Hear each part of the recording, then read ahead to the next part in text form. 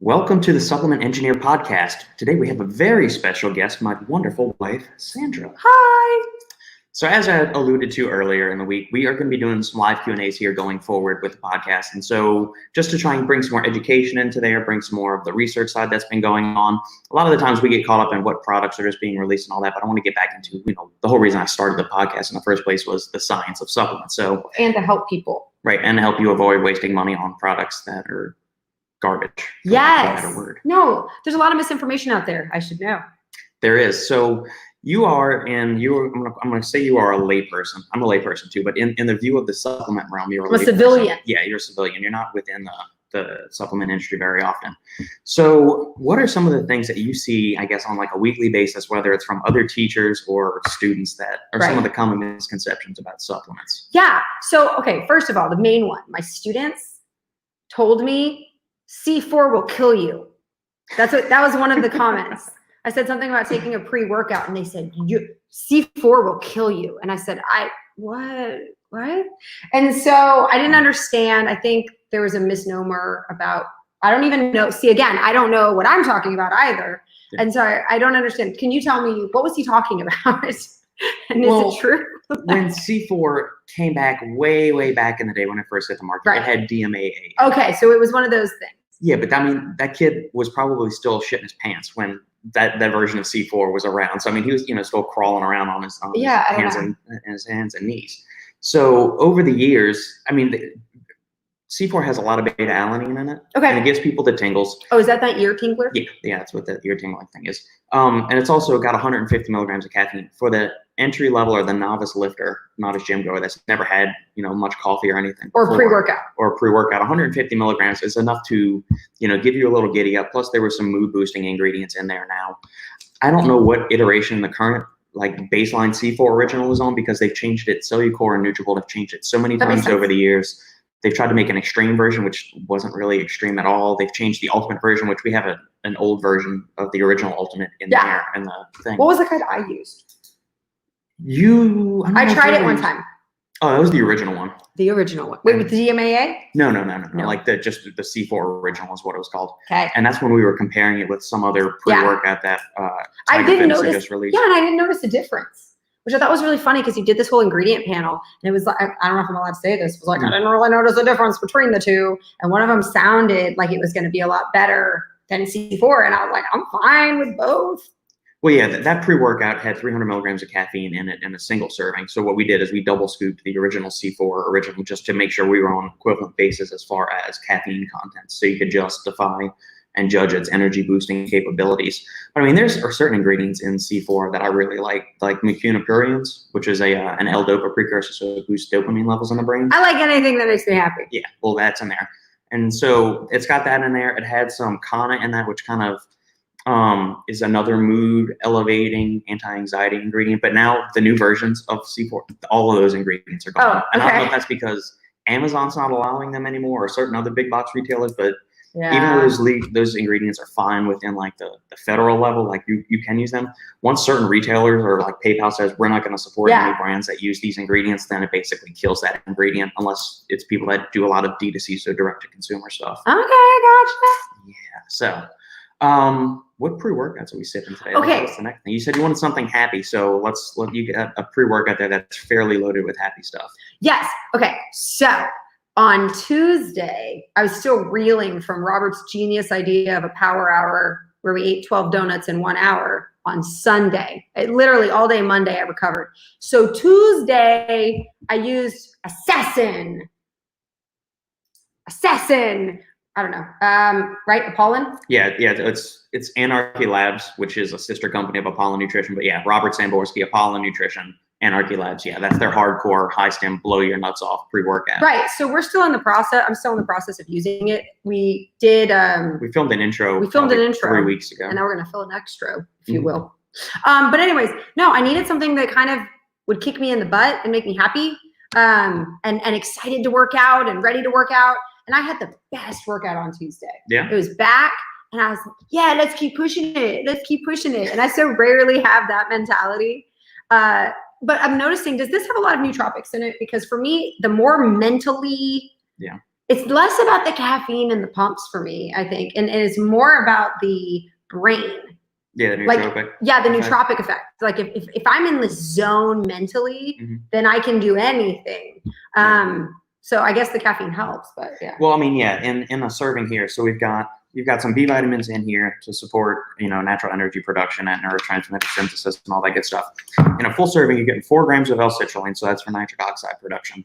You're getting 3.5 grams of beta-alanine, which is the tingle stuff that it has tingle stuff in it? Yes, it does. I don't know. It's got 1,500 milligrams of tyrosine, which is a dopamine precursor. It's going to be the amino acid that the body uses to make dopamine, which is one of the happy, feel-good hormones and neurotransmitters in the body. Sounds good.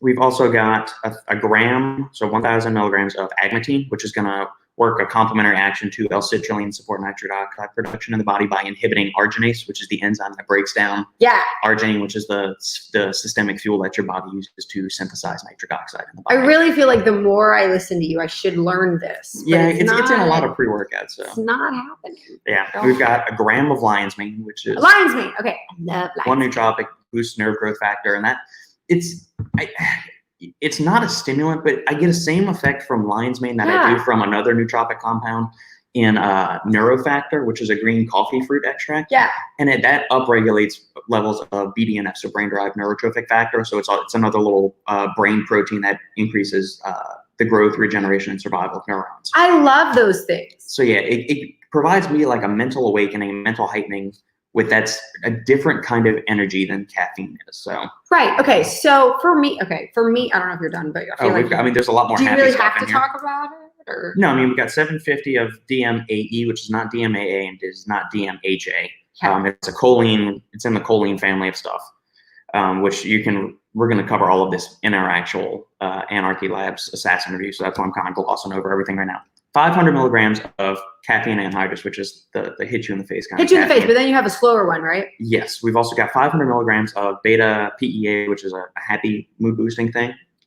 We've got 300 milligrams of N-phenyl dimethylamine, which is a longer lasting, more difficult version of PEA for the body to break down. So yet another happy, good, feel good thing.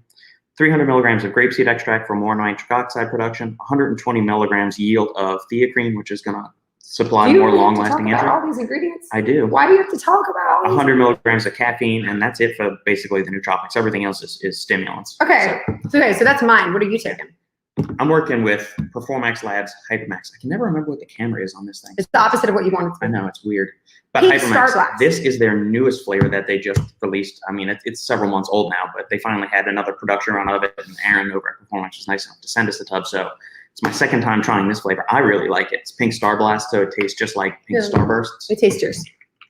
Ooh, you keep yours cold. Well, I put lots of ice in there. You might want to shake it up. I don't know if I've shaken it up fully yet. That is good. Whatever. They should make a snowball flavor out of that. That's it's really good. And similar to Assassin, this is another high stim pre-workout. Not as much caffeine as Assassin is, but the beta PEAs and the N-diphenethylmethylene. Does it have all the thinky things in them? That's the thing that works for me. So we got citrulline in here. We've got agmatine. We've got Vaso-6, which is kind of doing what grapeseed in there is doing as far as stimulating enos in the body. We've got beta-alanine, and both the dosages are similar. So you got 3.5 there. You got 3.2 in here. This one also has betaine. You got 400 milligrams of beta PEA. This one has 500. This has 250 milligrams of the N-dimethylphenethylamine. This one had 300 milligrams of that. Both of these have coordinated as prolong, inhibit MAO-B in the body and prolong the PEA effects on the body. This has a gram of tyrosine. That had a gram and a half of tyrosine. 400 total caffeine, 600 total between 500 anhydrous and 600 delayed. 50 milligrams synephrine and 2 milligrams of alpha-yohimbine extract. Okay. So yeah, both of these are so if we start running around by the end of this podcast, you'll know why. Yeah, I'm sipping it though. Yeah, so you got the pineapple mango flavor of Assassin. I have got the Pink Starblast, which is freaking delicious. That is, yeah, it is. And I've said this before in all my other Performax reviews. Years ago, their flavoring wasn't really good. But I mean, when you've got this many stimulants, it's really hard to make those taste good. I've tried the Rocket Bomb or Rocket Pop flavor and Pink Starblast. Both of those are exceptional. I think I might like this a little bit more than Rocket Pop. And then you've got the pineapple mango flavor. And what are your thoughts on that flavor? Man, I'm just trying to get down. It's fine. It's not terrible, because if it was terrible, I couldn't drink it. That's the simple truth of the matter. Right. But it's fine. But at the same time, I think it probably does taste better cold, and I never do cold. I just do room. I just get the faucet. So Yeah. I'm probably not doing it justice. It's probably me. Cold water always makes things taste better. And I thought you would have learned that. I'm such a room temperature person. So I'm the kind of person that will train myself to do what is the least high maintenance, right? Like I want to be the most low maintenance as possible. Yeah. So I train myself to drink coffee black so that I don't have to worry about, is there any creamer in the fridge? Who drank my creamer? Like I don't need that, right? I'm efficient. Give me the black coffee. I like it sweet, but then I learned that takes more time. And if I could just drink it black with nothing in it, it's more efficient. So I've trained myself to like that. I trained myself to like tap water so I don't have to be fussy. Where's my ice? Can I have some ice, please? Plus, I think it's so much low maintenance because when I picked up your shaker bottle filled with ice cubes, my hands got wet from the condensation, but mine is nice and look, dry, secret dry. So like it's dry when I touch it. So I like having a low maintenance lifestyle in all aspects. Okay. That's my soapbox for now. For the first of many. I have a lot. I think it's because I'm a teacher, so I'm in this position to just impart knowledge on other people. Pontificate. I like to give life lessons along with my math. But bringing it back, to the original point, what were some of the misconceptions you've heard about your students aside from C4 is the most intense thing ever and it's going to kill you? Okay, well, also protein. So for some reason, people I work with or people I know are under the impression that somehow protein powder is for men and they need to have a special protein powder for women. Do you eat a different chicken breast, ladies? Do you eat different eggs? What makes you think you need a different protein powder than your man counterpart? Got a little attitude in that one. Like, that doesn't make any sense to me. What? And then, oh my God, what they would be eating. Oh my God. I have high school girls in my homeroom, and I have boys or whatever in my classes too. But man, you see these girls, like the guys are eating protein bars. The guys are drinking huge things of water because they're hydrating themselves. They're eating protein. They're really doing a pretty good job. But the ladies are eating like 3 shreds of lettuce. They're like, or they're eating like a ton of nuts, which is fine. But they seem to think that the nuts are healthier, which is fine. They're healthy. But then you see, I'm like, you're eating a lot of nuts and you're not realizing that's a lot of calories. And it's not as much protein as it could be from like a protein bar or a protein shake or drink milk. They don't drink milk. It's like they don't eat healthy. They eat lettuce and then a lot of foods that have a lot of fat in them. Oh my gosh. The bags of the fake carrot. Oh, like the veggie sticks things? Those veggie sticks? They're nasty. Just eat a Cheeto. Calorie-wise, nutritionally wise, it's like the same as eating a Cheeto, but disgusting. So what's the point of the veggie fake stick? Eat some carrots. Pick and choose. Junk food or health food. Don't try and mix it. Hate that. So what was the question? There's a misconception. There's a lot of misconceptions. Yeah, and by and large with women's supplements, like you're starting to see different brands. And they'll have, a men's line and a women's line.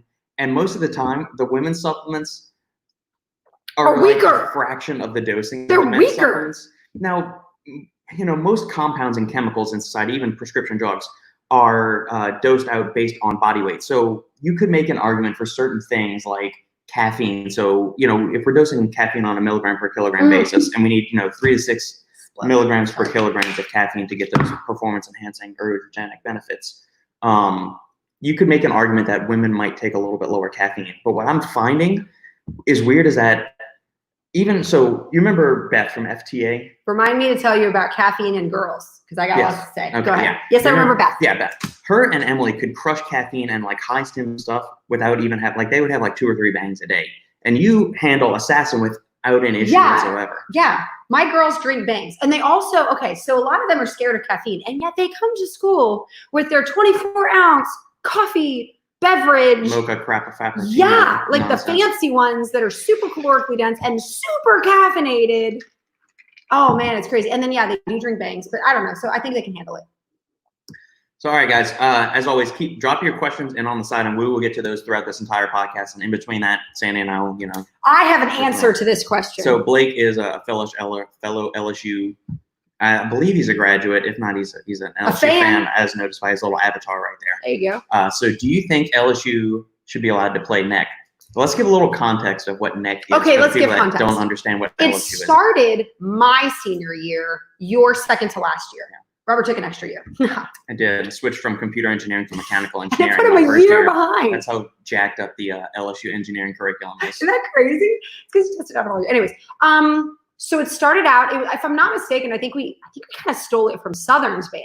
But I mean, it's just a song that was really cool, and we wanted to pump up our football players with something less, if I may, something a little less boring and straight.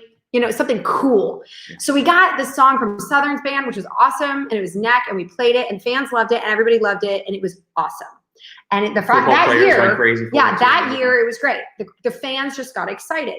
Yeah. I want to say it was the next year or the next year when we played South Carolina. Was that it? When we played the Gamecocks, I think was the originator. Yeah, it was my last year. Yeah. Because their mascot is a gamecock. I'm sorry, but LSU fans are going to go there. I mean, you're asking for it. Yeah. So somehow or another, the words "suck a tiger," D-I-C-K, came out during NEC, and it actually fits pretty well. And it's very clear. They're very clear. You can hear it, and it's thousands and thousands and thousands of passionate drunk fans screaming "suck a tiger" thing to this really awesome song. So here's the thing. They took away, when we were in college, they took away Tiger Rag because they would scream a-hole, but the actual word. And they took it away. And I kept thinking, you know, guys, these are LSU fans. You need to know your university. They're going to come up with a curse word for everything. You can't take away music in general. So I think they should play NEC. It's not our fault that our college-educated student body wants to curse out your team. It's all in good fun. And they're doing it in unison. I'm a fan of anything that unites people together. Bringing people together. Yeah. And they sound really good, like together. And they're, you know, so. I think they should bring it back. I think they should bring Tiger Rag back. I think they should bring back anything. And then if the student section, free will people, if they want to curse, they can curse. And if they want to curse in unison, they can curse in unison. Yeah. What? Yeah, and especially you're not going to prevent people from cursing out. You're not going to prevent teams and everything, especially when the game is on Saturday night at 7 o'clock in Death Valley. And they've been drinking all day. People have been drinking since Friday night at 7 o'clock. They've been drinking all day. The tailgate trailers and everything like that, the RVs. I mean, welcome to LSU. That's what makes our stadium special. Yeah. Some places have blue turf. We curse in unison to the marching band music. Yeah. Some schools are overly pretentious and fratty like Ole Miss, and other they schools dress are fancy. Just better like LSU. I'm just saying, I think it's ridiculous that you're trying to censor the student body of a college, just like trying to censor them through taking away music from the band. They're just going to find something else to curse about. Might as well let them do it to something that sounds good. Yeah, well, now they pump in more music and the bands play even less now. I guess I don't know if that's bothers me. Advertisements with TV companies or they need more broadcast money. Partners. They're not making enough money. But yeah, the bands play even less now than when we did when we were. So we were at LSU from 03 to 08. And we played damn near the entire game. There was no pumped in music outside of when we were walking up and down from the stands to the field. They would pipe our music. Yeah. Or they did the Call Matters Garth Brooks song. Yeah, but I mean, they barely piped music. And then now it's annoying. They always pipe in music. I'm like, can I just say something? That what differentiates a college football game from an NFL game? What is the one thing?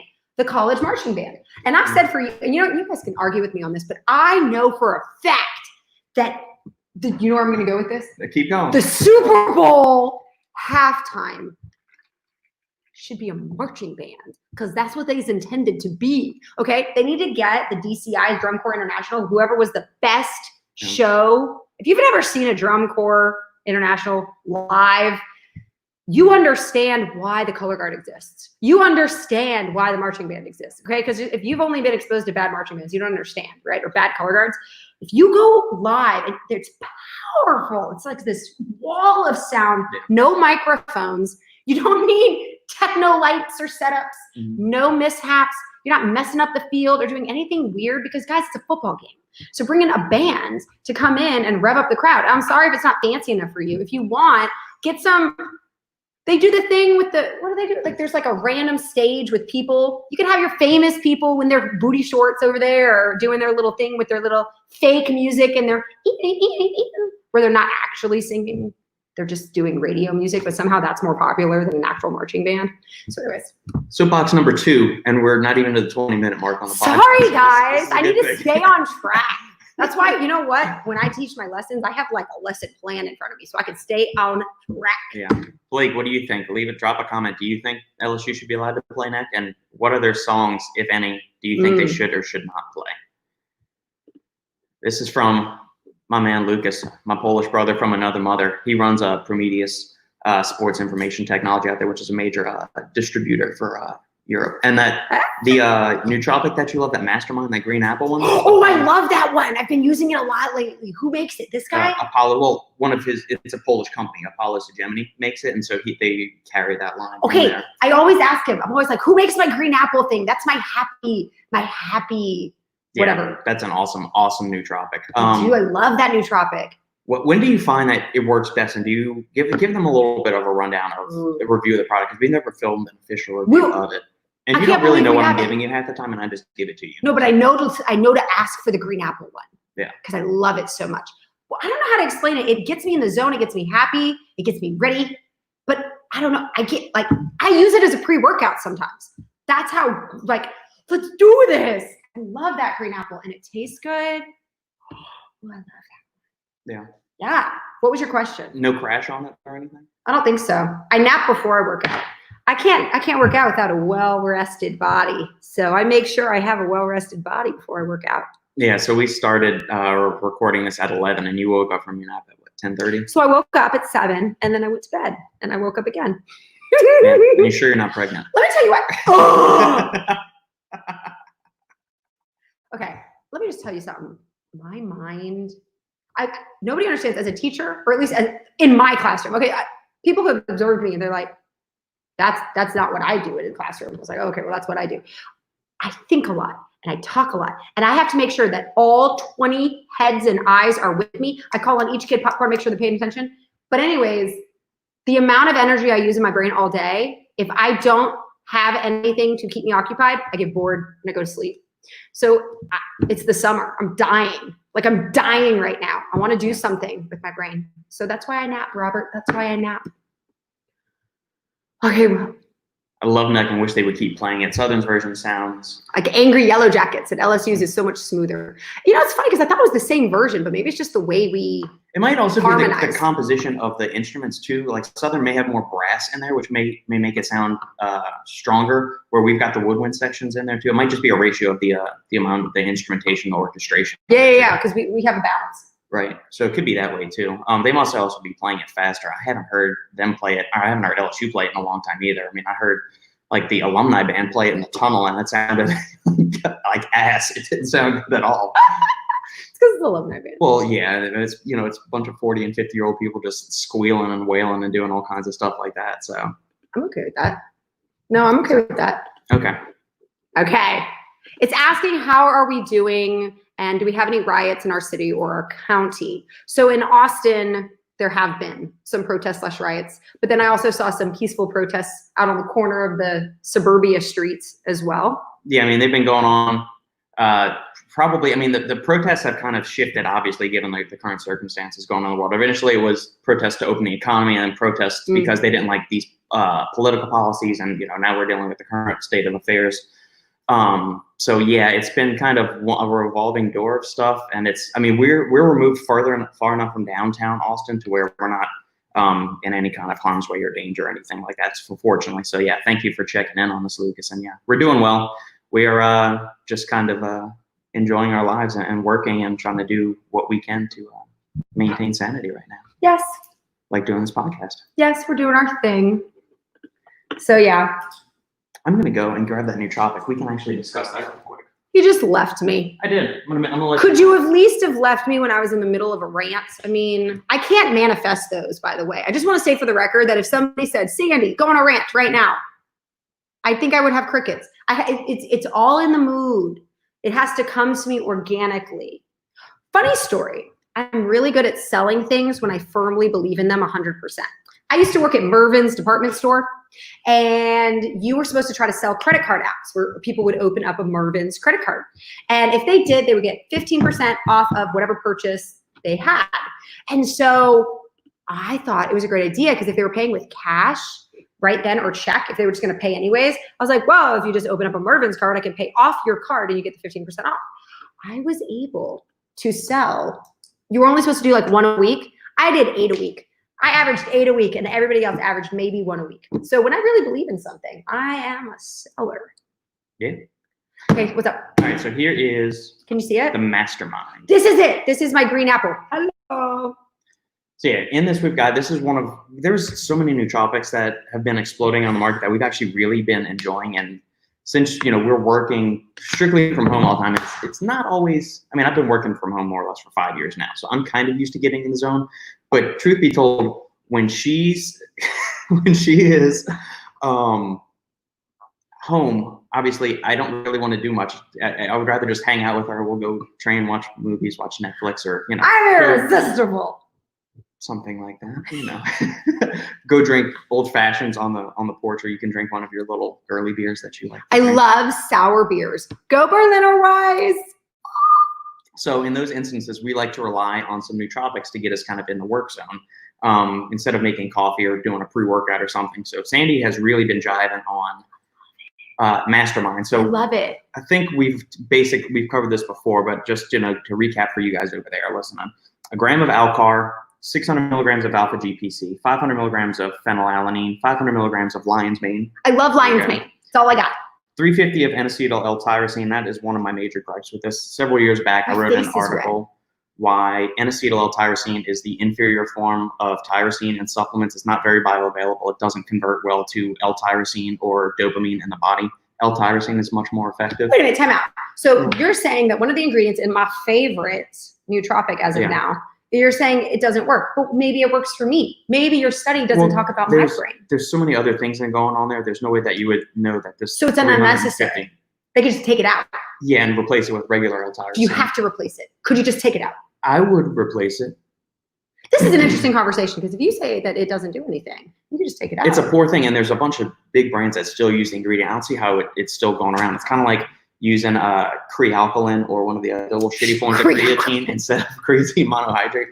We've kind of like debunked that and shown it to be ineffective when the other ingredient is cheaper and it might not dissolve as well, but it's in this. But it's wait, in that, and I'm not having any mixability issues whatsoever. I think you're misunderstanding my question. My question is, if I'm doing great with it as is, and you could just take it out and make this product theoretically cheaper, but I wouldn't know what I'm missing because, does that make sense what I'm saying? Yeah. No harm, no foul. Just take it out. If you think it's worthless and it's not doing anything, then just take it out. Well, but you don't have to replace it because I was doing fine the way it was.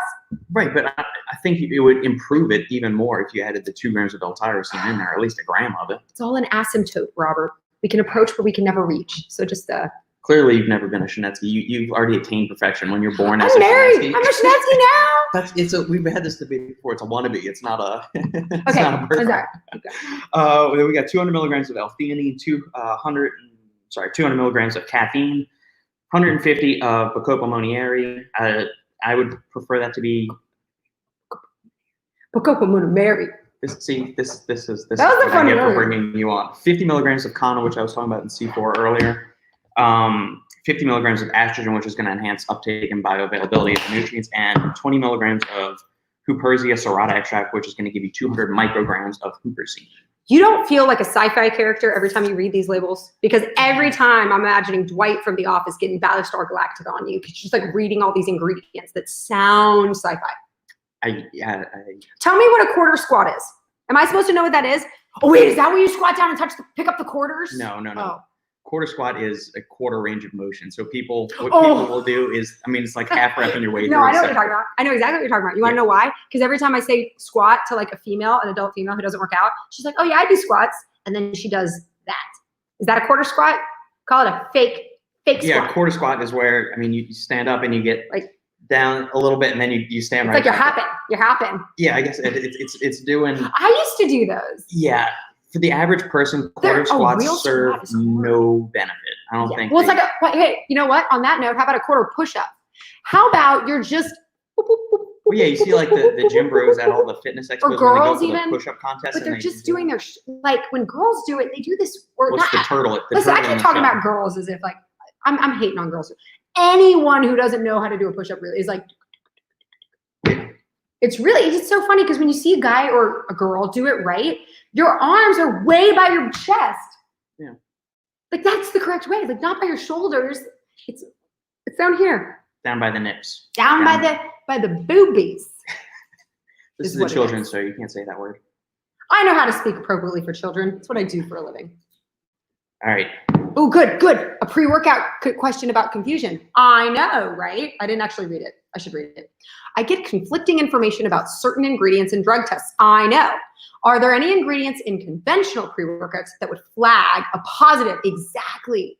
It is possible that some of the tests, depending on which testing agency they're doing, which test they're running, what kind of chemical panel they're scanning for, you could maybe get a false positive, but there's nothing that is in a pre-workout that was going to make you fail an actual drug test. It depends on the accuracy of the actual drug test itself. It might get a false positive, but I mean, unless your company is spiking your shit with actual amphetamines like the old Jack 3D used to be, then that's a different story. But you can also look for something like that is NSF or Informed Choice certified.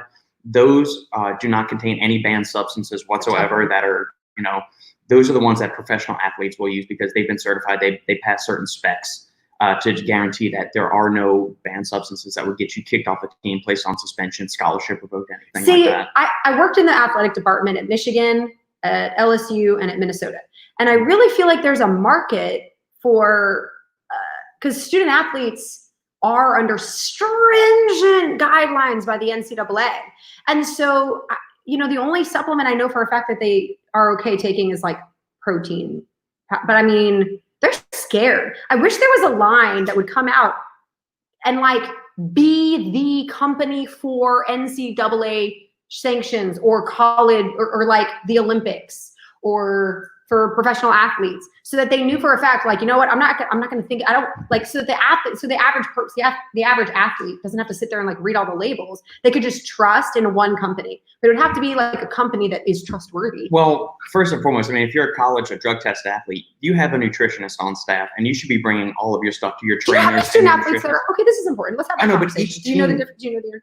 Each team doesn't have their own nutritionalist. They have their own coaches and they have their own trainers, right? But they don't have their own nutritionalist. There's whoever is providing the food and the supplements to the students for all should 900 be doing their quality check. Yeah, they are, but at the same time, and they don't have a lot of money. I don't know if anybody knows this. They don't get paid, but they are provided all their snacks. And so every time you go, there's always like bananas and like I said, string cheese and peanut butter things. But I feel like the protein. I guess they do. Yeah, I mean, that's why they have those little logos and those certifications on that, the Informed Choice, the NSF and all that. And that means they contain no banned substances. So that way, if a company is willing to pay for that certification process, then they could be the ones that they could be used instead of just saying, because you might realize how many companies would be vying for that $1 billion prize. I know. I just threw that out there. But my issue is that it would probably be some super shitty product, and that, I mean, see, that's why I said they should be tried. There was a caveat. Yeah. Okay, so in my ideal world, it's not going to work then. Right. It's not going to work. Read your labels, people. Exactly. Yeah. If you're going to put something in your body, know what the fuck you're putting in your body. Spending 10 to 15 minutes to look at what you're doing. That's why I think you actually, I feel bad because you're like in this one sentence, kind of undoing all these beautiful companies that we love. But a lot of times you think you should just buy your own bulk ingredients, just buy lion's mane. Agreed. Just buy whatever. It's the cheapest way. It's not going to taste the best, but if you want the ultimate like long game, right? Cheap, the only thing I might argue is this was this other nootropic that I was going to bring up. Coonsurge? Cognisurge. I'm sorry, guys. I couldn't read. I was like, what is that? That brings that. Cognisurge. I have been loving that nootropic lately. There's a bunch of great ones that we have here. We have Orange Brainwash. We have this Apollo Hegemony Mastermind. We've got Cognisurge. We've got Apollon's Overtime. Oh yeah, like really the pills, the red pills, the red and black pills, yeah. Oh, and plus we got those. Prodigy from Iron Brothers. Again, all of these are really, really solid nootropics. I've just been really enjoying this one so much lately, and I don't ever moderate my caffeine intake or consistently cycle off of it. But my typical caffeine intake on a day is 250 to 400, depending on what pre-workout I'm using. I've been using this more and more lately as like a productivity and pre-workout. So I'll sip half of it in the morning when I'm working, and then I'll just sip the rest as my pre-workout. You didn't say how much caffeine was in it. I'm getting to that. And I'll just feel completely zoned in and energized the entire day. there's only 125 milligrams of caffeine in this entire thing. Now, there's a bunch of other nootropics. So you got 2 grams of L-tyrosine, which is what I was saying that one should have. A gram of lion's mane, 300 milligrams of cognizin, which is a different form of choline. So this has alpha GPC. This has CDP choline. I personally respond better to CDP choline. Okay. Which is also in Nootropics, which is the nootropic from Performax Labs. 300 milligrams of KSM-66 ashwagandha, 125 caffeine, 125 of theanine. So you got that 1-to-1 ratio of caffeine and theanine, just like they do in here. 100 milligrams of dynamine, 100 milligrams of neurofactor, which is that compound I was telling earlier, how it kind of gives you that stimulatory feeling, like lion's mane, but it's not actually a stimulant. Okay, now I remember. And then you got 50 micrograms of huperzine, which you get 200 micrograms of that in here. You get 50 of it in here. Okay, I love this stuff. And let me tell you something. That's something that I'm actually frustrated with in society. Is that why doesn't everybody know about this? Everybody knows about caffeine, and I feel like the average person knows about fish oil, right? Okay, so if you know about fish oil, why don't you know about lion's mane? That study with the mice. Am I making up the study with the mice, or am I just? I think okay. And here's my question about studies. You know studies more than I do. Someone does a scientific study. I'd like to repeat it. I'd like to repeat all the what do they call setups it? and everything. Yeah, all the constants, methods, and whatever. I don't know. I'm a math, not a science person. Yeah, but go with the bigger population. Go with a different population, or a different population, or a bigger population, or whatever, XYZ, and then see if it still works, and then see if it still works. And then, if it's true, they made it. Okay, I'm sorry. If you don't know what I'm talking about, how about I give you some references to the lion's mane mushroom? First of all, the mushroom guy named Paul Stamets. Love He's him. been on Joe Rogan's podcast 3 or 4 times. Super smart guy. You should get him. Stuff. You should tell him that your wife is a big fan. I would definitely love to with the mushroom hat. He does lots with the psychedelic mushrooms and things like that. Okay, so when it comes to this, apparently lion's mane was done in a study, and bear with me here because this is like could be wrong, but the gist is right. Basically, you take 100 mice, you do a test on them, they all look normal. Then you take away, basically you give them Alzheimer's is what they did. Do you remember that? They gave them Alzheimer's, like the same. They injected them, I think it with was whatever it is whatever it is that they gave them. And basically what it does is it puts plaque on the brain. It coats the brain in this plaque. So then they killed some of the mice to prove that, look, all the brains of the mice are sufficiently coated in this Alzheimer's coating, okay? Then they started giving them lion's mane, who knows, some ridiculous amount. And the plaque, then the mice started like going back to life. They started remembering things. The maze and where the cheese was. So after all of the testing was done and they gave them the Alzheimer's, the mice had no idea what was going on. Then they started giving them lion's mane, and then the mouse like suddenly remembered what was going on. They killed the mice, sorry guys, but they killed the mice, looked at their brain, and the brain didn't have plaque anymore. So it went from having plaque, Alzheimer's, to not having plaque. I've been told my whole life that there's no cure for Alzheimer's, and then they get these mice that undo Alzheimer's, and I was like, why isn't this like a huge story? That's why it's only been done in like one study, so there's only one study. But that's a pretty convincing study. I'd like to do it again, over and over and over again. And if I had a mom or a dad who had Alzheimer's, I'd be like, you give me some of that lion's mane, I'm gonna give it to my mommy and daddy right now. I don't care what your study says, let's give it a shot. Lorenzo's oil on you people. Issue is if I tried to give anybody in my family supplements, they would turn and run away. Jesus said you're not, what is it? They don't accept their profits at home. Profit is not welcome in their own town. So my mom's a nurse, my sister is a pharmacist, two of my cousins are nurses, and so their view of the supplement industry is not the most favorable. We'll just leave it at that. But yeah, you're right. Lion's mane is an awesome ingredient. I really like it. I want more studies. Yeah, the issue with that is funding. Studies cost 6 figures at a minimum to do it, and I just need to be a billionaire, and I'll be funding lots of stuff. That's where I would, just cause. And you're right, and that's the problem. That's the problem I have with science. Okay, so Ansel Keys, the guy from Minnesota, who had this idea. Screw the thing up with fat. That's the problem, though. His heart was in the right place. He said fat was bad and that sugar was fine, and that was what screwed up everybody, and they all started eating sugar and no fat things, and then they got fat, right? Well, so the problem is, though, he was trying to fund research to prove his point. That's not how you're supposed to do it. You're supposed to just do an experiment and then see where the cards lie. So even though I really think lion's mane is great, I would fund it and be like, you need to tell me. If it doesn't work, you need to tell me right now, because I'm not going to sit there and do some snake oil. So I think people need to stop having agendas, but the people with money are paying for the funding. So they do have an agenda. Right. Everyone has an agenda. Where's the altruistic billionaire out there who can just be like, here, do some science experiments to help the mass public? We need Tony Stark. We need Iron Man. Is he altruistic? Are we gonna? As long as he's getting some on the side, from Pepper. What you really need is Captain America to have $1 billion. That's fine too. He needs to inherit Tony Stark's money. Devin, that's the one that's always been giving me shit since my early days in supplement. Devin, I've heard of keeping me Devin. in check with my big eyes and everything. Hi, Devin. Thank you for your support, Justin and Sandy's. A much more attractive face than either me or Justin on there. It's funny. And yes. Since abandoning my engineering roots, I'm definitely the black sheep of the family. It's okay. I'm the black sheep of my family. All right, thoughts on intra-workout when it comes to carbs. Some people swear by only one carb, whether it be dextrose, cyclic dextrin, etc. Which do you feel works the best? That's a good question. All right, so I'm going to go on a little bit of a rant here with intra-workout nutrition.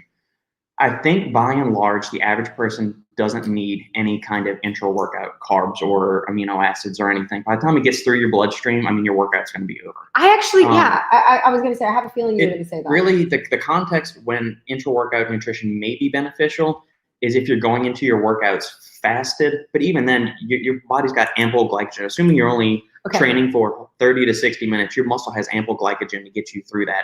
And before that, I would suggest even having a pre-workout meal. Intra-workout would be somebody that's like an endurance athlete or a college or high school athlete that's engaged in multiple bouts of competition or practice within a day. Right. That's when they're you want to start getting burning. Right. Just for a 45 to 75 minute workout in the gym where you're pumping out sets of 8 to 12, taking 2 minutes rest. You really don't. If you have trouble getting in enough calories, then the intra-workout carbs could be a way for you to just kind of increase your calorie intake to make sure, and it also keep blood glucose levels high enough to where you're not dealing with central fatigue or anything. Who has a hard time getting enough calories? That's the craziest thing I've ever heard. You'd be surprised. A lot of the time on the lines that I do at Steve on Fridays, we get a lot of people saying I have low appetite, I'm not eating enough and things like that. I wish I had low appetite. Are you crazy? I could eat and eat and eat. I'm always hungry. And guys, being hungry makes me want to cry. It's miserable. Okay? So sorry. No, it's fine. That just blew my mind that you're like, well, if you're hard to get calories, I'm like, it's not hard to get calories, guys. It's called a bean burrito. So with the intra-workout carbs, I've used a bunch of them. Maltodextrin is the one that tears people's GI stomachs up. Avoid that one. Have I had that? No, you haven't. Oh, okay. Cyclic dextrin is a great one. It's a highly burned cyclic dextrin. So it'll digest faster. It's a low GI carb. It'll digest quickly. I think you're going to write a question. I'm going to write a question down because I don't want to interrupt you. All right, good. Like I just did. Right. The speed of digestion isn't, between that and dextrose, dextrose is cheaper. If you just get Gatorade powder, that's going to be infinitely cheaper than buying a cluster dextrin supplement. And I think for the average gym goer, that's going to be just as beneficial. I don't think you have to worry about buying cluster dextrin, Palatinose, or any of those other kind of things. There's just a limited amount of data on cluster dextrin, and there's 1 or 2 studies showing it gives improved endurance, but there's some other studies showing it gives no other, acute tangible benefit at all. Or if it does, it's like a fraction to where the average fitness enthusiast, it's not going to make, 2 hills beans a difference on everything. So if you find drinking something sweet during your workouts gives you that extra little, I was going to say placebo effect, psychological effect. Yeah. I drink BCAAs every time I train. Or EAs, I don't think I'm getting any specific benefit. I just don't want to drink plain water. Plus, there's electrolytes in there. It tastes good. We've started doing a lot of our workouts outside now because the weather's decent in Austin. At this time of year. No, it's nice to have a fruity beverage and not like a Kool-Aid. Something refreshing, yeah. So Gatorade has that purpose, like what you were saying. But like the BCAAs, sometimes I just take a pre-workout and I sip it while I'm still going through it. Yeah, well, you like to have your caffeine buzz going all the way through your workout. Yeah, sometimes he's like, okay, to be fair, he takes his pre-workout. He doesn't believe that my body is as fast digesting as it is. It is. He takes his pre-workout, and I learned this the hard way, right? He's like, okay, I'm taking my pre-workout. So I get ready, I'm start stretching. An hour later, I come in, I'm like, what are you doing? He's like, I'm waiting for my pre-workout to kick in. It's like, what are you talking about? Like, so I say, take your pre-workout, and then I'm gonna nap. And then when I wake up, I'm gonna take my pre-workout. And I feel great right when I take it. And he's like, nobody's body is that quickly digesting. I was like, Robert, I have a different body than you. I digest very quickly.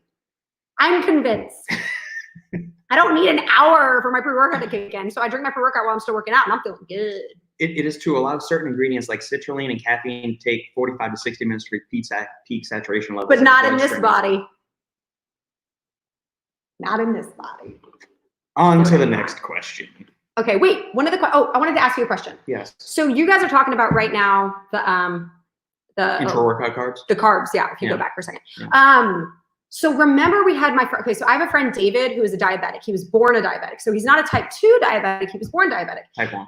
And I felt bad because he needed sugar and we didn't have any juice. We literally didn't, because your father is type 2 diabetic. So everything that Robert— I've grown up drinking sugar-free stuff. And I let him do the groceries. So like, I don't notice that we don't have sugar drinks and sugar or whatever. Everything is diet. Everything is sugar-free. Even our candy is sugar-free. And I don't notice those things until I have a diabetic friend who needs sugar.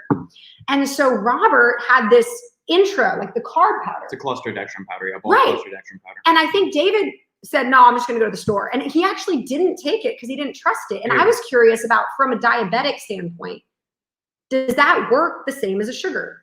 Yeah, it's all could he have taken that? Yeah, he easily could have taken He just didn't trust you. Correct. Yeah. He grew up with you, so it's one of those things. They don't trust your judgment. No, he would have. It would have been fine. It's carbs. It's sugar. So that's why I was curious about, like, if I'm a diabetic and I'm working fast out. digesting, so if anything, it would have helped. I'm just curious about how it's different. Okay, go back to the other question. I was just curious because that's a medical thing that's different. Yeah, hopefully that answered your question. And cream on her. The lady is right. Lion's mane and Nootropics fall into the category of supplements widely unknown to most mainstream. Nobody knows about it, and it kind of bothers me because I feel like that should be something everyone should know. Like, everyone should be taking lion's mane right now. And older women, older men should be taking lion's mane. Like, my parents should take it. And I'm going to sound like a kook. Hey, guys, take your lion's mane. My dad and mom are like, no, okay, Sandy. Okay. Like, parents don't listen to their kids, but they listen to, Dr. Oz. So, like, why isn't there someone, I don't know, whatever. Yeah. No, I'm you're just right. saying. That's one of those things that I would almost start to lump that in with, like, it's almost like a multivitamin for your brain, for the different mechanisms of as far as cognitive health and well-being that it does. I like it. I use 2 grams of lion's mane every day. I buy the bulk caps of it. Yeah. Even if I get a gram of it in here, I'm taking another 1.5 grams to 2 grams each day. We'll see you in 50 years. We'll still be with you. Yeah. All right. Other questions? Do you use racetams or enjoy any? What's a racetam? I was going to call it a race tam. Good thing you said it first. It is another nootropic. It's in the family of Nootropics. It's not in any of those. So you'll have paracetam, which was the very first nootropic ever. That was created, and then from there is the— I don't know any of these. Yeah. Okay, so it's a whole bunch of old Russian compounds that was developed. I'm fascinated with Russian history. You got paracetam, you've got phenylparacetam, and you've got a whole family of racetam. So you got phenylparacetam, oxyracetam, and all this stuff. I like Nootropics. It's a racetam-like compound, which is in Apollin's Overtime. What makes you like a racetam-like substance as opposed to a racetam? Well, Nootropics is a synthetic racetam. Why do you like synthetic? It's just what I've been exposed to and what I've used more. I haven't messed around much with oxyracetam or some of the other racetam families. Well, we should mess around with it. I've dealt with, you have to take like massive doses of paracetam to get any kind of tangible effect from it, when you can just take 10 or 30 milligrams of Nootropics and get a similar effect. I get it quick and easy. Yeah. I do like phenylparacetam. It's in a couple of pre-workouts. It used to be in the old version of Innova Farms Limitless. I think it's still in there now.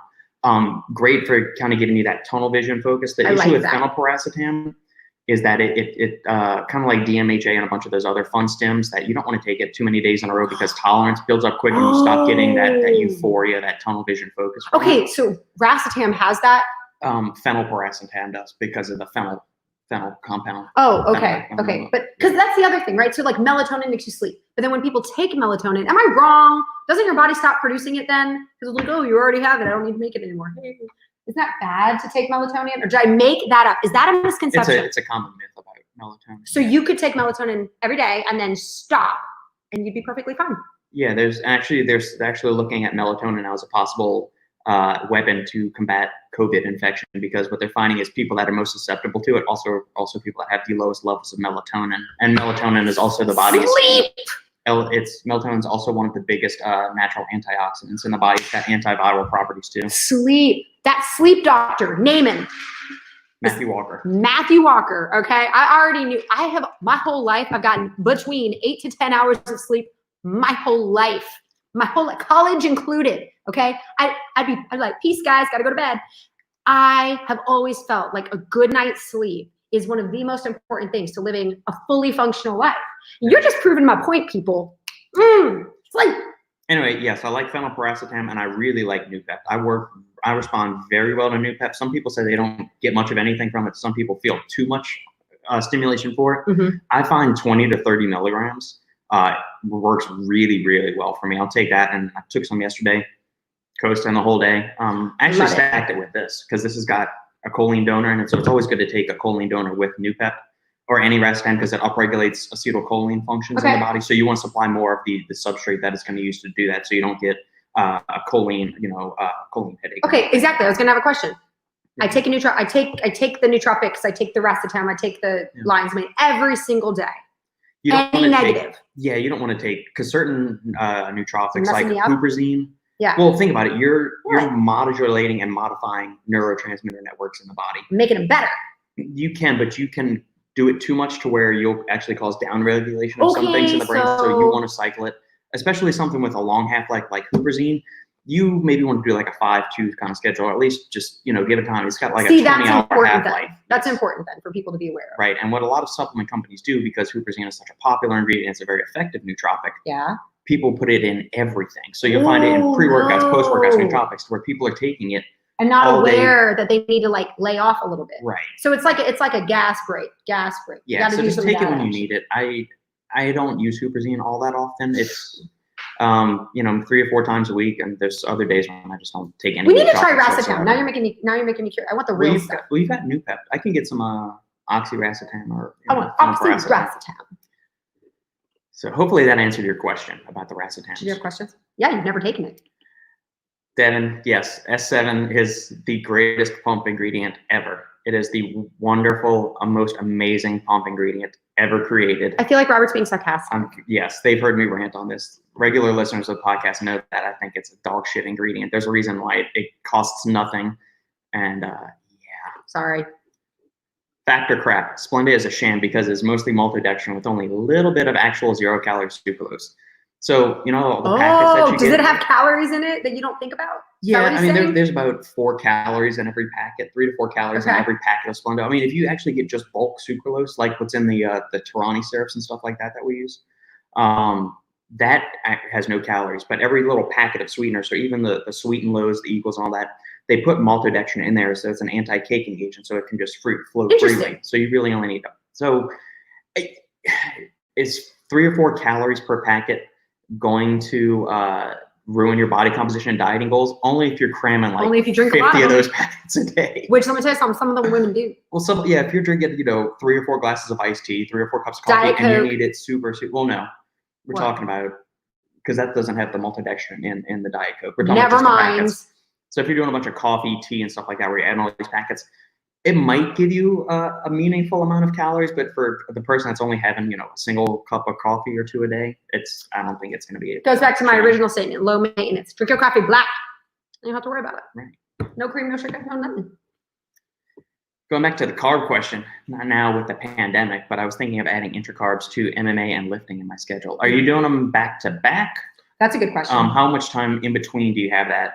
How much time, or is it on separate days? It's when I was doing Taekwondo, we had Gatorades like in a little mini fridge that you could buy, and we would drink those. Sometimes like our Friday night sessions would last 3 hours. We'd start at 7 and we would end at 10, and then we'd all go to Applebee's. That was after band practice. Too. Yeah, we'd have band practice on Friday. So it was 3 to 5 band practice. Then I was at karate from 7 to 10. Yeah. And then we would go out to eat dinner, and you were starving by that. I gotta tell you something. That didn't work for me. Okay, I was ready for dinner at 5 when band practice got over, and he's like, let's do this. And I'm like watching him work out, and I'm like dying of hunger. And we don't get to Applebee's until 10. I'm like, give me some fresh cheese sticks. No. Yeah. But yeah, I would say you could the cheapest option probably is to get some Gatorade powder, and that'll be more than enough, more than beneficial for you to go with that.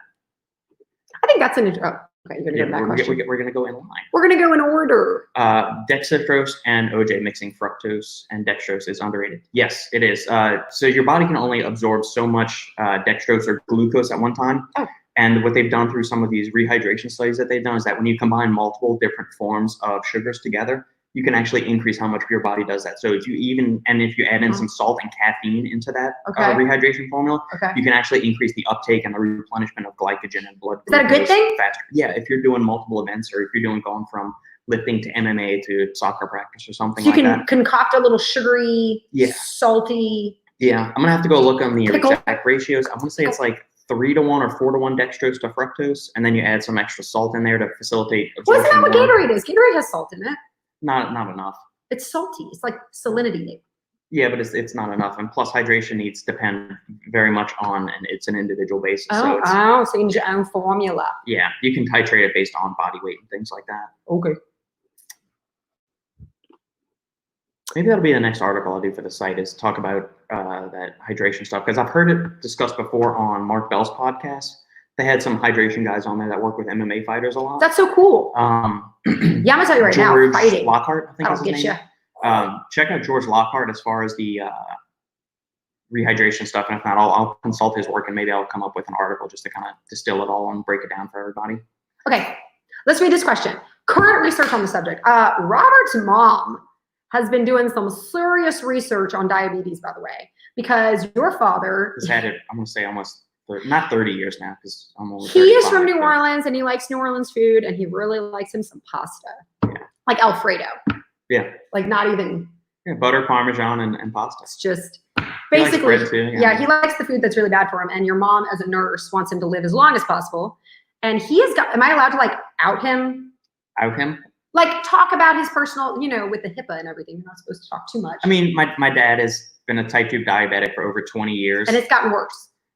Well, yeah, he didn't take it seriously for the first 10, so obviously that led to Right. some more complications. So my mom is super hardcore into the research on it. Salt has become the enemy, but that's also because of his specific case. He's got some kidney issues too, Yeah. so yeah. But yes, my mom follows it. I've followed it a lot. I've written some articles on Tiger Fitness about the importance of resistance Weight training for Yeah. diabetes, and that's kind of fallen on deaf ears. Oh yeah, his dad doesn't do that. His dad runs on the bike or whatever. He rides the bike, which is great. Which is Exercise is fine. good, but it's more of, it's not one or the other. It needs to be Right. both. I mean, he's Right. got some shoulder issues, but there's workarounds. It just comes down to what do you want to do in your life and what's priority. He would rather attack it more, I guess, from the diet side and not do the resistance training and just do the cardio. And that's, I mean, he's a grown ass man, Grown man.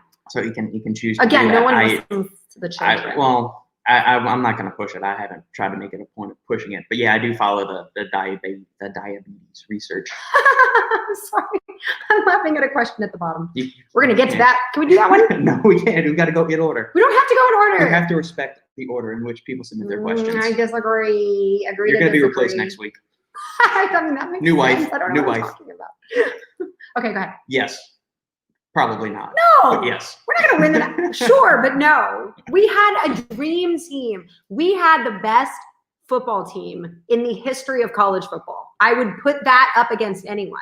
Okay, so I'm talking like back in the day to Penn State, like to now. That was a ridiculous team, and the teams that we played and the way that we beat them, it was monumental. Skull dragging. No It was a LSU skull fan dragging. realistically sees that happening again. Like, okay, we know that we lose. We know that we're like, and so it's fine. We had it, and I'm just soaking onto it.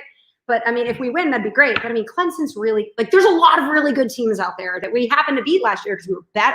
But Yeah. those teams are still intact Yeah, with their coaches. The All their 2019 coaches. LSU football team was prolific, and I would say it's up there with the greatest college football team ever. I think it's one of the greatest football teams that's ever. People are going to say 01 Miami is, and that you have an argument for that. Is that Michael Irvin? No, Michael Irvin was in the 80s. I love Michael. Yeah, he's awesome. But the 01 Miami team had a bunch of people that went on to have really good careers in the NFL, some Okay. Hall of Famers in there. So we had the coaches. Oh my God. yeah, it was definitely a magical season. Yeah. Do you feel GDAs, glucose disposal agents, are useful when it comes to body composition and adding fuel to your muscles and etc., or is that portion of GDAs blown out of proportion? I don't know what that question is. Okay, so a glucose disposal agent is something you'll take with a high carb meal, and it is supposed to Take the carb out of your body? no facilitate the uptake of carbohydrates more efficiently and preferentially Energy. shift them into being stored in muscle tissue as glycogen and not into adipose tissue. Not into fat, into muscle. Correct. Yeah, because when you take, I mean, your body has certain nutrient partitioning things. So after a workout, glycogen stores are depleted. Your body has heightened hungry. insulin sensitivity. Yeah, and so the carbs will be more preferentially slanted to that. Now, outside of those times, your body's going to kind of say, hey, what are we going to do Put with stuff it? wherever it needs it. Yeah, I think a lot of the hype and the marketing around GDAs is overblown. But I mean, some of the science behind the ingredients is pretty solid. So it's beneficial for improving insulin sensitivity, insulin function, and glucose handling in the body. So yeah, I think it's good like that. I use it at night preferentially. I don't use it after a workout because no dietary supplement is going to be as powerful as stimulus in the body as resistance training in terms of improving your body's ability to digest, utilize, and absorb and store glucose. Plus, berberine has it activates AMP-K and it's got some anti-inflammatory effects, which I'm not super in favor of and using in around the peri-workout window, as it could blunt some of the beneficial adaptations induced by resistance training. Okay, but I think you're saying it kind of sounds like it's being marketed as like magic. Like, oh, it won't go into your fat. I can make this magic thing, make it go only into this. Right. So you oversell it. Yeah, a lot of companies do oversell it that way. 2% can do this. It's a 2% increase, but it's not like forever. Okay. I think if you're bulking and you're on a high carb diet, I think it could have some benefit, definitely, as far as muscle fullness, improving glycogen storage, just helping your body better use those carbohydrates. Plus, some of the ingredients that are in GDAs have actually been shown to be as effective as prescription drugs like metformin. So berberine's been shown to be as effective as metformin in terms of its glucose handling capability. Well, there you go. I really like it. It's being explored as like an anti-aging, a longevity supplement, since metformin is being used by a lot of the anti-aging nuts out there. Anti-aging. It's hilarious. Yeah. Chris, what is up, man? Yes, thank you. He's another longtime supporter of the podcast, just like Devin is. That's hilarious. That's such a funny question. I know the answer that he would say, I think, but you think about it first, because I think I know the answer. Bourbon isn't a supplement, it's a requirement. No, I don't know. What do you think I'm going to say before I give my answer?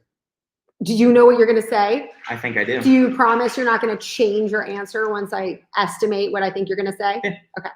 I think you would rather no supplements for the rest of your life, because you feel like you could eat all the food you need to get what your body needs, thus a supplement would no longer be needed. But bourbon, you can't get from food.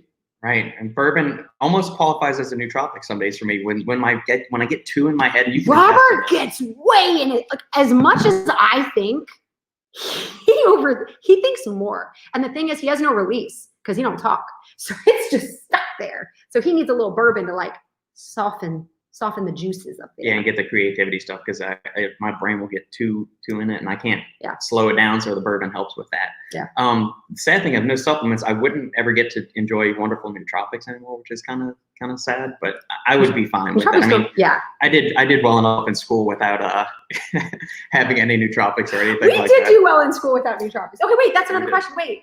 At what age can I start taking nootropics? Are there nootropics that are fine starting at age like 5? Or are all nootropics off limits until 18? Like, what about lion's? Like fish oil. Like, I took fish oil in high school. I'm not going to openly advocate anybody under the age of 18 take anything dietary supplements. No, like nothing? I'm not supposed to recommend any products. That's bad. Wait, that's bad. What about like vitamin C? That's a supplement. You're talking about things that are naturally occurring. I'm not talking about like taking this. Here's Sophia, have some Hypermax. But no, I'm saying like fish oil. I took fish oil in high school. General health St. John's wort was something I took because somebody said it made you happy. And you know, like when you're a teenage girl, you need some St. John's wort.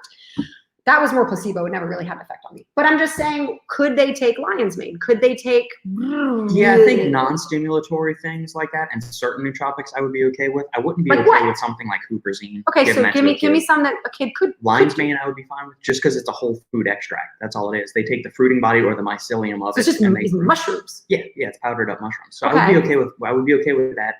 Something like. What about Racetone? No, I wouldn't do that. I would do CDP choline, alpha GPC, yeah, because choline is found in egg yolks. So would this be good for kids? I mean, oh man, I put you on the spot. No, I don't think supplements are the way to go for kids. They need to first focus on getting really good nutrition habits first and foremost. Okay. Fish oil, maybe, yeah, because fish is a struggle even for adults to eat. But you know, at that point, it's like vegetables. Put on your fucking man pants or woman pants and put on your big girl panties. Yeah. Eat you some sushi. And yeah, I'm gonna jump down to Doug right here to echo on those sentiments. Yes, I agree, Doug. Food when you're under 18, lots and lots of food. Yeah, lots of healthy, good food. I hear you. Yeah. Doug's a Gaspari rep. who sent us some of those egg proteins that we tried a while back. Yeah. Sophia. Oh, what? Nothing. I was like, I've given some to Sophia. Yeah, no, I don't. Yeah, with protein powder. We've given her some protein powder. I've given her some. And I've talked to enough other brand owners. I mean, it's powdered milk. It She likes it. Tastes highly like refined chocolate. powdered milk. She likes it. Protective services. It's fine. Okay. All right. So intermittent fasting. When will be feed time? Oh, well, I basically do this every day just because I'm not hungry when I wake up. I don't understand his body, and he doesn't understand mine. Let me tell you about this intermittent fasting. This dude, it'll be like 2 o'clock and he hasn't eaten yet. And he's like, he already worked out and he hasn't eaten yet. And if I tried to do that, I would turn into a monster. When I get hungry, Robert doesn't understand this because he doesn't understand hunger because he can intermittent fast forever and be fine. He doesn't understand what it's like to be hungry. But when I'm hungry, Robert, tell him, am I really great to be around? I am horrible. I'm like, ah! And sometimes I scare him because I'll grab anything, like a pet of lettuce, or I just need food. She'll open up the Walnut bag. And I'm like, and he's like, what is wrong with you? I'm like, I'm so hungry. So anyways, yeah, back to your intermittent fasting, which you do every day, by the way. He doesn't eat until like 2 or 3. 2:30. I'm not hungry. I had a bagel and cream juice. Especially if I'm drinking a pre-workout and then I go train, I really don't have an appetite. I have a low appetite just by nature. So I'm somebody that would benefit from drinking those carb powders because I'm never hungry. So I usually I'll eat lunch around 2:30. I'll have dinner at 8, and then I'll have like this giant yogurt bowl around 11. Okay. That's it.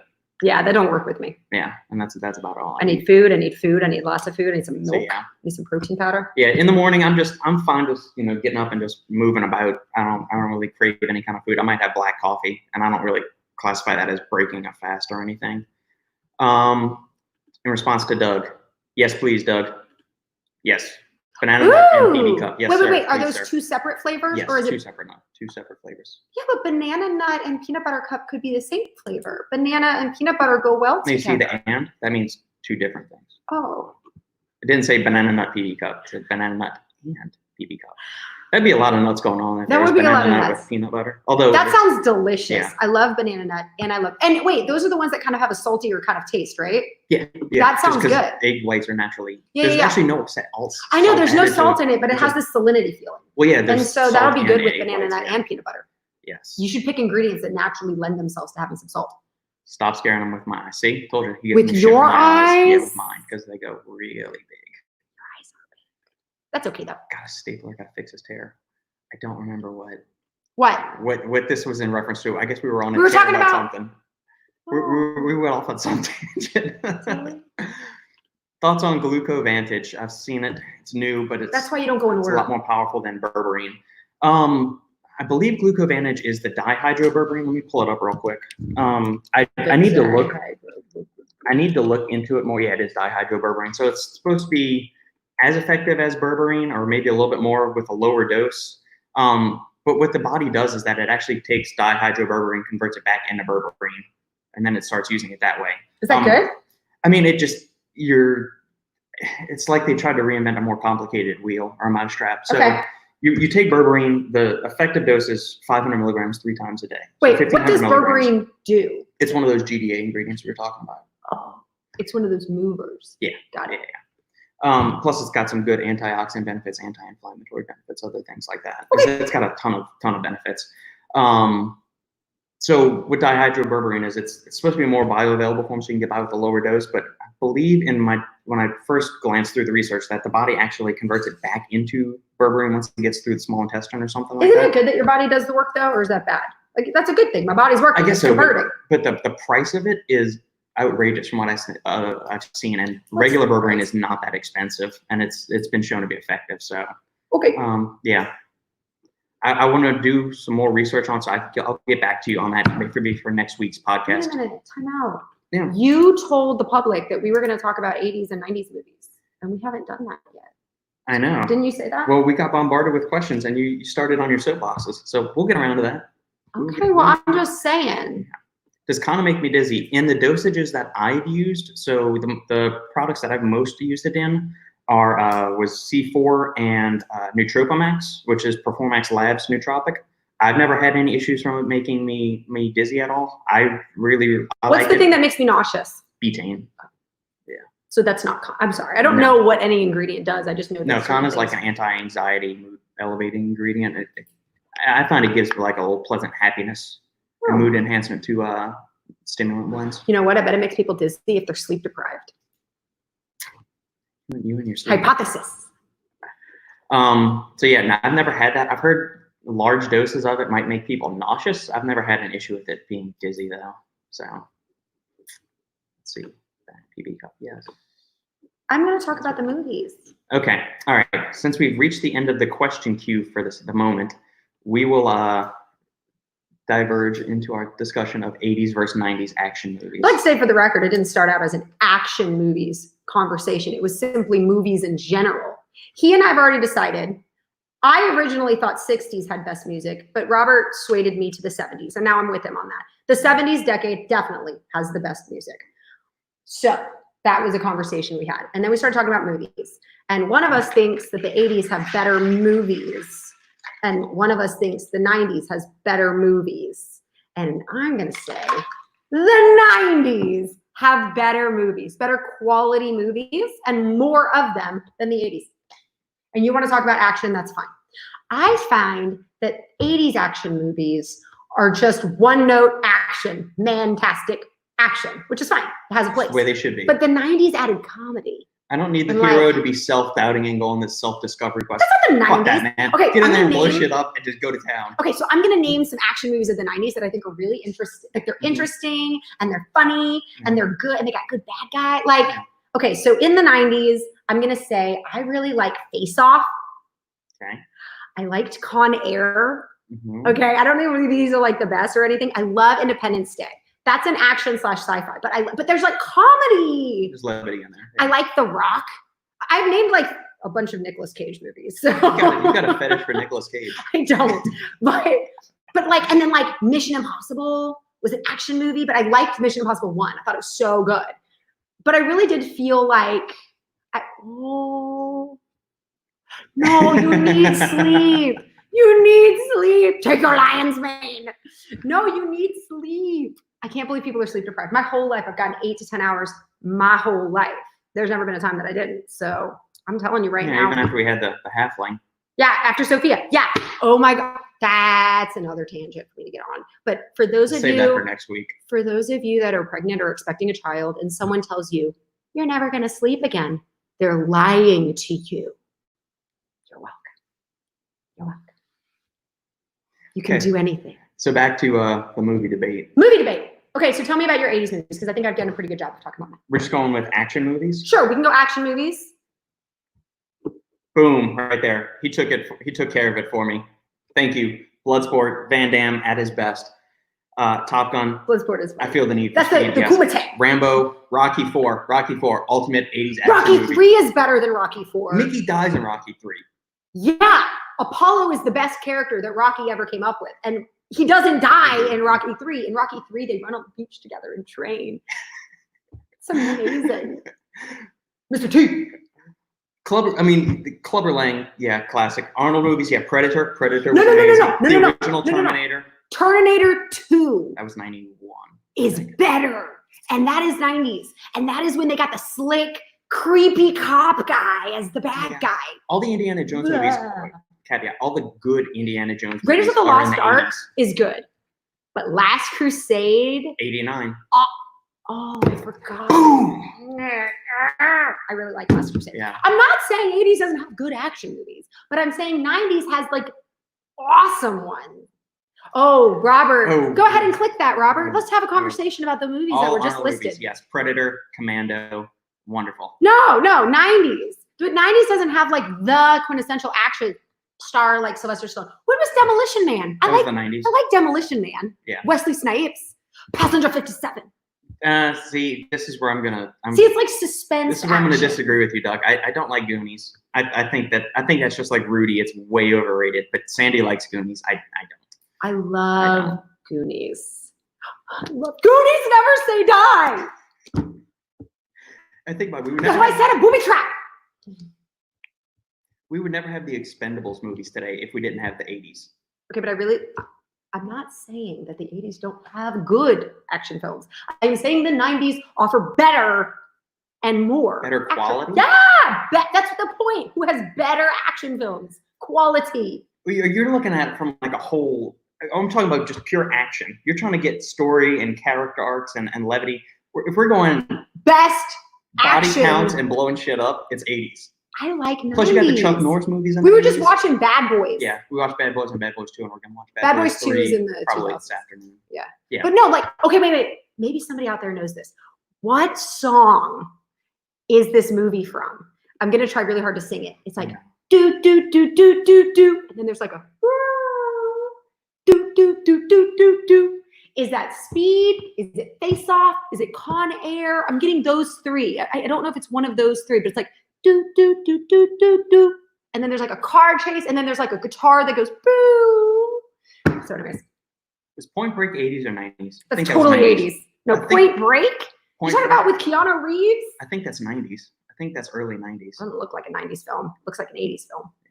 So anyways, I'm just saying. Iron Eagle is another underrated action movie from the 80s. That's in the Top Gun vein, but it uses F-16s instead of F-14s. Okay, but I love like the ones that I think are really good. They are good. I just think if we're looking at it on And I like Die Hard with a Vengeance with Samuel L. Jackson. Yeah, that one's fun. That's 90s. That is definitely 90s. What do you classify Pulp Fiction as? Is that Pulp Fiction? Is that action? Is that comedy? Is it drama? It's a Quentin Tarantino. It's like its own genre. Yeah, it's weird. It's because Kill Bill was in the 2000s. Yeah, Pulp Fiction. Kill Bill was a good action movie. The first one. The second one just felt like the second one. I didn't like it as much. I liked the first Kill Bill. She's like, yeah. The Crazy 88. So cool. Yeah. The 80s also had Empire Strikes Back and Return of the Jedi, which are. I know. And the 90s had Phantom Menace. But you know what? I had Scream. That was funny. That's horror. But it's still funny. That was what made Scream so good. It was a horror film that was funny. I think humor. And what were they making fun of? 80s slasher movies. Okay, well, I'm just saying. I think that I like 90s movies. I like 90s movies. I like them too. I mean, they're good. We grew up on those as kids. I'm not saying they're bad. I'm not saying their 80s movies are bad. What I'm saying, what I do think is interesting though, is I think you could probably remake a 90s movie and it would work. I don't think you could possibly remake an 80s movie and make it work. No, we saw what happened when they tried to redo Footloose. That was terrible. It doesn't work. 80s clothing, 80s music, 80s movies. Over the topness. Stay over the top. 80s movie, yes. You can't remake that. And yet somehow you're why. Back to the Future. Okay, let's talk about Back to the Future because I was watching a documentary and how they made it. Did you know they filmed the entire movie with a completely different actor instead of Michael J. Fox? And at the end, after the movie was made, they realized it wasn't right and redid the whole movie with Michael J. Fox. I know it does. It was terrible. That was a really, really bad. But it has Dancing with Wolves. Anyways. Okay, wait. So Back to the Future. If you really think about that movie, you got this kid that's supposed to be somehow cool, and his best friend is an old man doctor. Yeah. Like that's not crazy doctor. That doesn't make any sense. Like, where are his friends? Why is his friend this old doctor? So, anyways, the movie doesn't make any sense, but it does in the 80s. You just go with it. You're like, yeah, no, I'm there. The flux capacitor, I'm right there with you. The 80s, it's like you suspend reality. Of course. To just live there. And that's why your action films are good. But my action films are well-rounded in the 90s.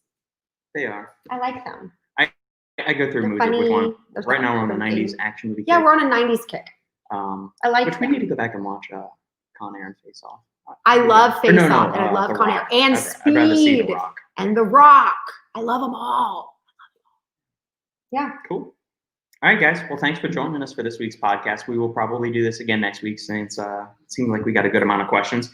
I will look into GlucoVantage next week and the rehydration protocols. Yeah. Eric Stoltz. Sorry. There you go. Yeah. It was weird. They filmed the whole movie with Eric Stoltz. Shout out to Pulp Fiction. My favorite scene of Pulp Fiction is the Eric Stoltz scene of the I gotta hit her 3 times. No, you don't gotta stab her 3 times. She gotta stab her once, but you gotta do it in the heart. Anyways. Yeah, isn't that crazy? I feel kind of bad for him. Like they took him out of the movie after he did all the work. It's weird. Look into the documentary, everybody. It's actually, I love movie documentaries. Next time, we can talk about the movie documentaries of the Star Wars, what's it called? Empire of Dreams? Empire of Dreams, yeah. And the Godfather one. Yeah. The making of those movies are fascinating. So this has become now the Supplement Engineering Movie podcast. Sorry. with a side of bourbon. I get off on tangents. All right, guys, thank you. Let us know if this time works for you in the comments on the video after this ends, and we will see you same bat time, same bat channel next week. Bye.